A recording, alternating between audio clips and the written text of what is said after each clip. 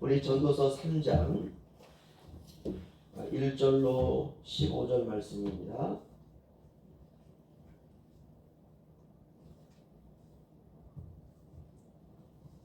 정한절씩 교도하겠습니다. 범사에 기한이 있고 천하만사가 다 때가 있나니 날 때가 있고 죽을 때가 있으며 쉴 때가 있고 친구를 볼 때가 있으며 죽일 때가 있고 치료할 때가 있으며 헐 때가 있고 세울 때가 있으며 죽을 때가 있고 웃을 때가 있으며 슬퍼할 때가 있고 춤출 때가 있으며 돌을 던져버릴 때가 있고 돌을 거둘 때가 있으며 안을 때가 있고 안는 일을 멀리할 때가 있으며 찾을 때가 있고 잃을 때가 있으며 지킬 때가 있고 버릴 때가 있으며 찢을 때가 있고 꿰맬 때가 있으며 잠잠할 때가 있고 말할 때가 있으며 사랑할 때가 있고 미워할 때가 있으며 전쟁할 때가 있고 평화할 때가 있습니다. 일하는 자가 그의 수고로 말미암아 무슨 이익이 있으랴. 하나님이 인생들에게 모든 주사를 있으게 하신 것을 내가 하나님이 모든 것을 지으시되 때를 따라 아름답게 하셨고 또 사람들에게는 영원을 사모하는 마음을 주셨느니라. 그러나 하나님이 하시는 일의 시종을 사람으로 측량할 수 없게 하셨도다.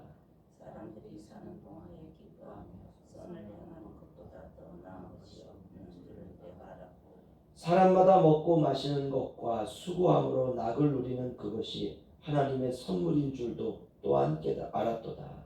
하나님께서 하시는 모든 것을 영원히 있을 것이나 그 위에 더할 수도 없고 그것에서 더할 수도 없나니 하나님이 이같이 행하시면 사람들에게 그 약속을 경험하게 하시는 줄을 내가 알았도다. 다 함께요. 이제 있는 것이 옛적에 있었고 장래에 있을 것도 옛적에 있었나니 하나님은 이미 지나간 것을 다시 찾으시느니라. 아멘. 이것이 솔로몬이 인생을 살면서 발견했던 지혜였습니다. 오늘 모든 세상사 다 때가 있다라는 제목으로 잠깐 은혜를 나누기를 원합니다. 우리 본문을 이렇게 묵상하면서 인생을 어떻게 살아야 되나 제가 고민했습니다. 그때 깨달은 것은 기다림을 배워야 된다라는 것이었습니다. 기다리지 않고 되는 일은 하나도 없습니다. 기다리지 않으면 일을 그르치게 되더라고요. 그럼 왜 기다려야 되느냐? 1절로 8절입니다. 범사에 기한이 있고 천하만사가 다 때가 있다. 모든 세상 만사가 다 때가 있다는 것이죠. 이걸 솔로몬은 낱낱이 날 때가 있고 죽을 때가 있고 심을 때가 있고 뽑을 때가 있고 때가 있다는 것은 내가 서둔다고 되는 게 아니죠. 그렇죠? 씨앗을 하나 이렇게 뿌려도 때가 되어야 발화를 할 수 있습니다. 병아리 한 마리를 키워도 자랄 때까지 기다려야 돼요. 병아리 한 마리 갖다 놓고 그 다음날 가서 계란을 가져와야지. 아무리 해도 안 되죠. 그 병아리가 커서 알을 낳을 때까지 기다릴 수밖에 없습니다. 모든 만사가 다 때가 있습니다. 솔로몬이 왕이 된 이후에 그가 평생을 왕으로 살아가면서 깨달은 것. 왕이 되면 무조건 그냥 뭐 다 원하는 대로 요구할 수 없다는 거죠. 모든 분야에 맞는 사람들을 배치하고 또 인재를 등용해야 되고 인재가 없다면 인재를 키워야 되고 국가에서 인재를 키우는 건 백년지 대사다라는 말이 있지 않습니까? 오랜 시간. 대기업 삼성에서도 그 직원들 대학 나오고 그리고 자기 회사에 입사하면 아니면 대학원을 나오고 입사하면 야, 너 공부 더 할래? 물어봐서 제가 뭐 더 하겠습니다. 그럼 학비 다 대줘요. 인원이 몇 명이 됐든지 간에. 왜 이렇게 대주느냐? 그 가운데 정말 특출난 사람 한 사람만 나와도요. 그동안 대줬던 모든 경비를 다 회수할 수 있다는 거예요. 인재를 키우기 위해서도 기다려야 되고 투자해야 되고 범사에 기한이 있고 소나만사가 다 때가 있나니. 진리입니다. 우리 신앙생활도 마찬가지죠. 때가 있죠. 심을 때가 있고 훈련받을 때가 있고 시련을 통해서 신앙이 자랄 때가 있고 그래서 인내해야 되는 것입니다. 조금 힘들다고 신앙생활 하다가 그만두면 그 수준, 딱 그 수준에 머물죠. 날 때가 있고 죽을 때가 있으며 심을 때가 있고 심은 것을 뽑을 때가 있으며 이 나무를 수확하는 계절인 것 같습니다. 뽑을 때가 있죠. 이걸 자를 때가 있죠. 날 때가 있고 죽을 때가 있으며 태어날 때가 있고 죽을 때가 있다. 인생의 순리라는 것이죠. 죽음은 두려운 겁니다, 사실. 하지만 신자에게 죽음은 천국으로 들어가는 문입니다. 세상 사람과 다르죠. 세상 사람들은 죽음 앞에서 두려워합니다. 하지만 신자는 죽음을 이제 물론 두려운 거죠. 그러나 이제 신앙이 깊어지면서 어느 날 죽음을 자연스럽게 받아들이는 것이죠. 날 때가 있고 죽을 때가 있도다. 11절을 보시면요. 11절 우리 함께 읽죠. 시작. 하나님이 모든 것을 지으시되 때를 따라 아름답게 하셨고 또 사람들에게 영원을 사모하는 마음을 주셨느니라. 그러나 하나님이 하시는 일의 시종으로 사람으로 측량할 수 없게 하셨도다. 아멘.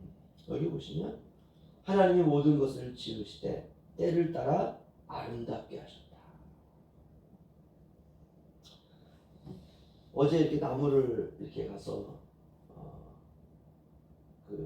수확하는 거죠, 그렇죠? 낫을 들고 저한테 물어보더라고요. 이거 할 수 있겠냐? 아니 이거 자꾸 자르면 되죠, 그렇죠? 할 수 있겠냐? 그래서 했어요. 그랬더니 유집사님이 아유 목사님 집에 가시죠 이래요. 몇 번을. 그래서 한 번 할 때는 아니 제가 할 수 있습니다 했는데 두 번, 세 번 하니까 약간 오기가 생기더라고요. 아 제가 할 수 있다고. 그래가지고 하시는 그 마을에 그 권사님들 와 계셔가지고 가서 이제 여쭤봐서 어떻게 하는 거냐. 그랬더니 잡고 요쯤에서 자르면 된다. 그래서 와서 이제 자르는데 그게 잘 안 돼요. 이게 큰 것도 있고 작은 것도 있고 막 이래가지고 이걸 하나하나 하자니 이게 또 집을 가라고 할 것 같고 잡고 이렇게 뜯어야 해야 되는데 그래도 이제 이거 하면 되겠지 뭐 나 이게 못하는 게 어디 있을까. 그래서 이제 하다 보니까 요령이 생기더라고요. 요령이. 근데 이제 무조건 이제 이걸 수확하는 게 아니라 얘네들이 가만히 보니까는요, 너무 아름다운 거예요. 부지깽이가.